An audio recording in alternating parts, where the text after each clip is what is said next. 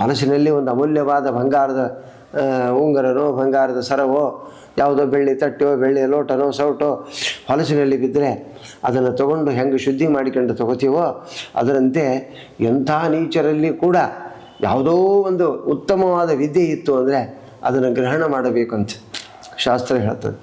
ಅಂದಾಗ ಇವರೆಲ್ಲ ಶುದ್ಧರಾದವರೇ, ಶುದ್ಧವರಾದಲ್ಲಿ ಶುದ್ಧ ವಿದ್ಯೆ, ಆ ಶುದ್ಧ ವಿದ್ಯೆಯನ್ನು ನಾವು ಸ್ವೀಕಾರ ಮಾಡುವಲ್ಲಿ ಅನುಮಾನವೇ ಬೇಕಾಗಿಲ್ಲ. ನೀಚರಲ್ಲಿ ವಿದ್ಯೆ ಇದ್ದರೆ ತಗೊಳ್ಬೇಕು ಅಂತ ಹೇಳಿದೆ ಶಾಸ್ತ್ರ. ಅಂದಾಗ ಶುದ್ಧರಿದ್ದರಲ್ಲಿ ಶುದ್ಧ ವಿದ್ಯೆ ತಗೊಳ್ಳೋಕ್ಕೆ ನಮಗೆ ಯಾವ ತಾಪತ್ರಯ ಇಲ್ಲ.